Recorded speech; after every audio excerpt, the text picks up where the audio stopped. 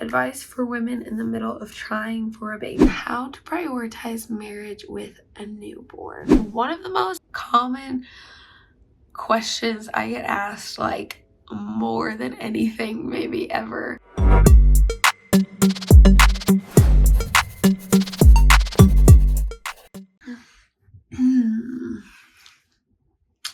we go. What's up, Momos? Welcome back to my channel. It's been a long time. It's been so long that my voice has completely changed. I'm just kidding.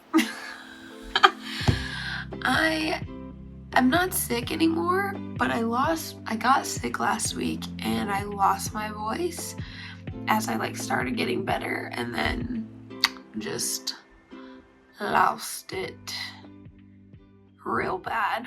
I've never lost my voice before. So this was a crazy experience. Also, I feel like we're a little crooked here. There we go. So wow, it's good to be back with you guys. I truly have missed you all, and I felt like a good comeback video would just be a chill Q&A. We're just gonna jump right into it, so let us begin. First question is, how do you cope with the pressure of having more kids while coping with birth trauma? So someone asked me recently, how are you doing as far as your postpartum and PTSD from your birth and stuff? And I told her this. I said, a month or so ago, if someone said you could get pregnant, and have a baby anytime soon or whatever, who knows, whatever. The thought of me being pregnant again brought tears to my eyes. I would genuinely cry about it. And almost have a mini panic attack. And anytime my period was a day or two late, up until last month, I cried. I was a wreck. I was so stressed. I was just freaking out, where's my period? Where's my period? I would go and get a pregnancy test, pee on it, wasn't pregnant. Full panic, guys, not gonna lie. I'm just being real here, okay? I'm not saying that I'm handling it the best or that I've handled it the best, but this is just how it's happened and how I've felt about it. I've just been terrified to get pregnant again. But I would say that this month, 10 months in now, you turned 10 months a few days ago, for the first time ever on my own, I've thought about another child. It hasn't been someone else being oh, do you want to have another baby? Or, so when do you guys think you'll try? Or, oh, wouldn't it be so cute if you had a little baby sister or brother? Blah, blah, blah. Not that. I personally have been sitting around thinking oh, it'd be so cute if Luca had a baby brother or sister. Yeah. Hey babe, we're good for tonight to see the Barbie movie. We have a babysitter. Who? He's good. Alright. So, put on your pink dress. Oh boy. Will I wear pink or will I just stay in my black? We are going for research purposes. Sure. Partially. We are partially going for research purposes, and we will make a video review on the main channel. Oh, we will? Oh yeah. Okay.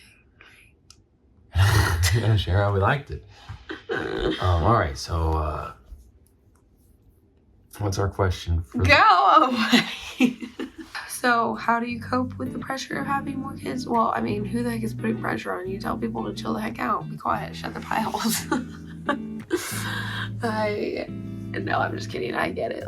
Yeah, even your own parents might be so when you can have another?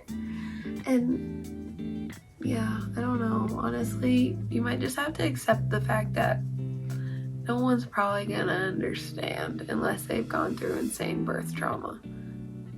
They're probably not gonna get the fact that you're not ready to think about it or talk about it. No. So you just have to have grace for them. That's really my thing. And then on your end, you just work through that trauma one baby step at a time. All right, next question is, do you ever have weak moments when it feels like God is not listening? That's me right now. Well, heart to you, girl, because you're not alone. And I liked this question because I feel like I've been going through an interesting season with the Lord where I'm just struggling to get into the Word regularly. I'm struggling to find that balance as a mom. I'm struggling to find that time to know what it looks like now that I have a kid. I'm trying to decide, like, do I need to wake up before Luca wakes up and make sure that I get it in first thing? Or do I do it right before I go to bed? Like, what do I do? When do I do it? Do I do it during his first nap time, his second nap time, when he's awake, while he's playing? Like, what do I do? And so trying to figure that out has been interesting for me. And I think that because of that, it has made me feel distant from the Lord. It has made me feel like, God, are you even there? And this is why I love the fact that we don't rely on our feelings. We rely on God's truth, His word. We know that He's there. If we pray for His will to be done, it will be done. You know, there's no condemnation in Christ. And so if you're not able to get into the word 1, 2, 3 days, like, don't condemn yourself or shame yourself. And I'm speaking to myself, but also, like, let's not let that become the habit of, oh, we only read the Bible once a week. Oh, we only do it when, like, we have absolutely nothing else to do in our lives and we're just sitting there. And before we binge 7 episodes, we then read the Bible. Like, let's not make that our habit. I was just reading Proverbs 4 and I just memorized a verse from it, which was, above all else, guard your heart, for everything flows from it. Proverbs 4:23.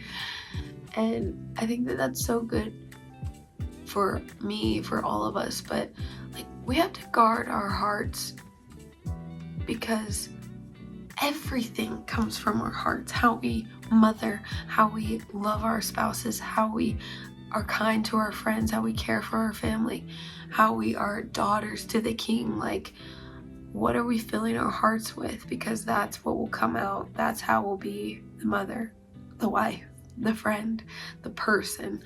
And, like, if we're filling our hearts with trash music, trash TV, trash books, trash blah blah blah, and not filling it up with the fruit of the Spirit, love, joy, peace, patience, kindness, goodness, faithfulness, gentleness, self-control, filling our hearts with those things, like, how are we living, you know?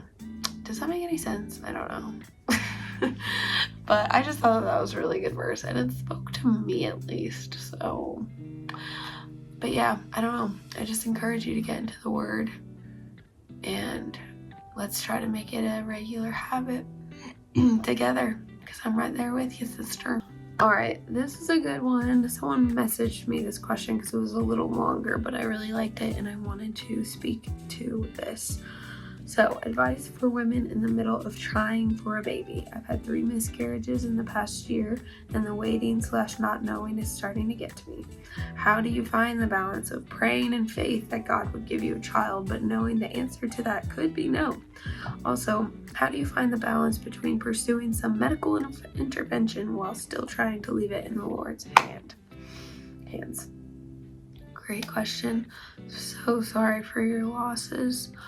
I can't personally relate to miscarriage, but I know so many women who have walked through that, and I just hate that so much. And there's just really not a good answer or, like, encouragement for that in my mind. So sorry for your loss, and thanks for being vulnerable with us. As far as how do you find the balance of praying in faith that God would give you a child, but knowing the answer could be no? You know, the way I looked at it was the answer might be no, you can't have a child physically, But the answer is always yes, you can have a child.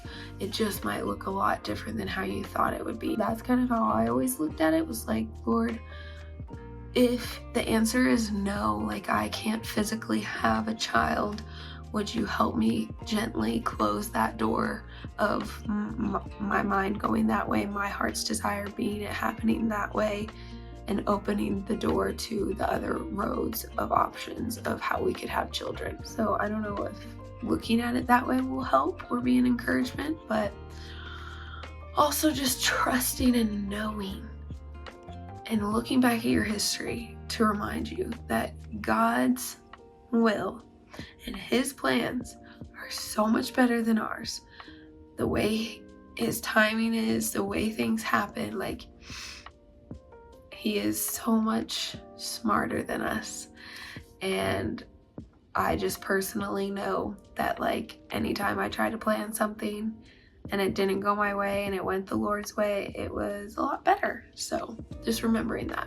And then as far as finding that balance of medical intervention and trusting that it's in the Lord's hands, I think for me personally, I felt okay about getting my hormones checked out and making sure that like things I had done in the past hadn't messed up my hormones, which like whether it was taking medications or, you know, foods that I had eaten or a lifestyle that I had lived, whatever, before trying to get pregnant. Like I wanted to check and make sure that those things I did didn't mess with my hormones, and surprise, surprise, they did. They messed with my hormones. So knowing that like I had messed up my hormones, or things that I had done in the past without even knowing had messed up my hormones, I felt okay about working on getting my hormones corrected with certain medications, treatments, whatever. And so like the fertility treatments that we did were very, very minor. They were not like intense things such as IVF, which I do not feel morally right about. And if you have questions about that, I would just say look up all of the Allie B podcasts that she has on that. Allie B Stuckey podcast about IVF, about surrogacy, things like that. She does a really incredible job about talking about just the morality of IVF and surrogacy, but different story. And so that's kind of how I felt. And the other thing that I felt okay about was, as long as it's not morally wrong to do this. And for me personally, I felt like IVF was morally wrong. And so / I was not willing probably to have all of the embryos that were created implanted in me, whether it was like the moment that they were, or like the first round, or years later, like, which is what most people do, is they don't have all of the embryos implanted in them, whether it's that first round or years later. And so there are embryos that are just frozen for years and years, and then they get destroyed, and that's not okay in my personal opinion. So yes, as long as you don't feel convicted / you're going against morality, and you're still involving the Lord in every single step, like with open hands. Like if me or Paul felt at all during our journey of trying to get pregnant that the Lord was like, stop doing this, stop going to your fertility doctor, stop taking this medication, like we would have just been like, okay, and stopped, and given that to God. And so you just have to make sure that no matter what, you have the Lord involved in all of it, and that your hands are open. My advice to all of you ladies out there who are desiring to get pregnant, desiring to be mothers, is, and I say this to everyone, and I've shared this before, is like during this time, this season that you're in with the Lord, with yourself, with your husband, rather than every day praying, why God, why me, why is this happening, I never expected this to happen, I'm so shocked, like why God, why? Ask, what God, what, God, do you want to teach me in this season? What, Lord, do I need to work on within myself to make myself be a better mother for the child that I'm going to have one day? What, God, do I need to work on to allow you to refine me and so that I can be a better wife in the next season that we walk into, whatever season that may be? And so I think I wish that I had started praying like that months and months and months, years before I got pregnant with Luca. But I'm really thankful that the last 6 months of my pregnancy journey, I started praying those prayers, and looking back, like, I see so much refinement that the Lord did in me, so much refinement that he poured into me, and just like sanctification that he worked within me in those last 6 months leading up to me getting pregnant, and then like helping me be the mother that I need to be for Luca, helping me be the wife that I need to be for Paul. And it really just helps us take our eyes off of what we are desiring and focus more on like what we can really work on right now, what's in our hands right now. So yes. Okay, this next question is a fun one for me. Okay, the question is, how did you first get into pickleball? Guys, I love pickleball. Okay, I do. I really do. And it's just so funny because before having Luca, I was like, I think that I deep down had some competitiveness to me, but like not enough that I cared about anything competitive. But 2 months after having Luca, like 2.5 months after having Luca, I went out and played pickleball for the first time, and it was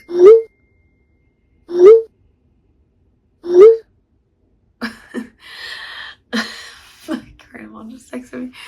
Oh my goodness, that's so funny. We went to Florida with our friends Nate and Sutton, and it was when we got back from Florida, we like went and stayed in their house, at their house in Georgia, and we stayed several days, and we went and played pickleball with them and Nate's brother and his wife. And it was terrible because I was not good. I'd only played one other time, and I'm not like the most athletic person, so I don't just like get the skill, and like, because there are some athletic people, it's like, oh, they've never played this sport, but as soon as they start playing, they're kind of good because they're just athletic. Well, that's not me. But so I was just not good, and they destroyed me every game, and I was like, this isn't fun. Like, why are you guys destroying me? I'm literally played one other time in my life. Chill out. But no, they destroyed me. And so on our drive home, I told Paul, I was like, that's it. I'm going to become incredible at pickleball. And when we go back, I'm going to destroy them. The next question was one of the most, and is one of the most common questions I get asked, like more than anything maybe ever, on my Instagram. And that is, what is your hair care routine? I don't have one. Believe it or not. I was just really blessed. I'll just acknowledge it. I was very blessed with great hair genes. My grandma, I think I got my hair from my dad's side, because my dad's mom and his sister both have like really thick hair, have always had thick, luscious hair their whole lives. And I think that's kind of where mine came from. It's just thick, long, which my aunt and grandma have always cut theirs, and wavy, which I wish that my hair on top was wavy like this, but it's not. I don't know if you guys have any hair care tips, let me know. But I try to wash my hair once a week, like once every 5 to 7 days, depends on how sweaty I am. I really use very little heat on it. I'll occasionally curl my hair on like a Monday morning and then like let it just do its thing for the next week. But yeah, guys, that's about it. Next question is, how do you transition Luca from breastfeeding to formula? So I can't I think I have a whole video on my breastfeeding experience. It's been so long, I can't even remember. But if I do, I'll link it down below. I started drying up at 3 months. And so from 3 months to almost 6 months, we did donated breast milk. And then right when I knew that we were kind of running low, and he was 6 months, I just felt okay about moving on to formula. And we've used Kendamil, which you can get at Walmart or Target. And he just took it like really well. And then we just kind of transitioned over into all of his bottles being formula. So that was how we did it. All right, next question is how to prioritize marriage with a newborn. Be okay with making some big compromises. Be okay with things not being what they were once before. You're gonna be exhausted for the first couple of months, both of you, but especially the mama.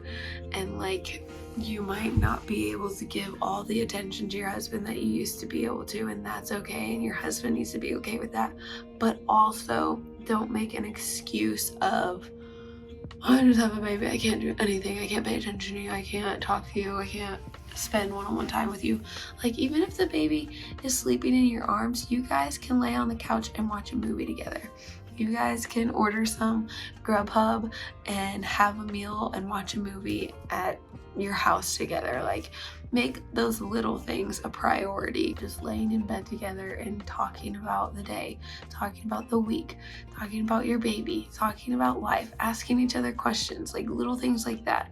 I don't think it has to be anything huge or crazy, but just both of you all having a lot of grace for each other is a huge deal. All right, next question is, do you still like YouTube? How has this change been since becoming a mother or a mama? I have a love-hate relationship with YouTube.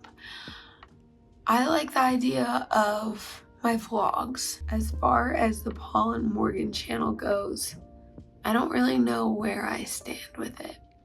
Or I do, and I'm not like quite ready to talk about it. I have struggled ever since Luke has been born because I really just want my sole focus to be Luca, being his mom, pouring into him. This is a really short season. Like, newborn season is so short and it never comes back with that child. I'm so incredibly thankful for the fact that YouTube has given Paul and I both the opportunity to be work-at-home parents. I also love the community that I have formed, that Paul and I have formed because of YouTube.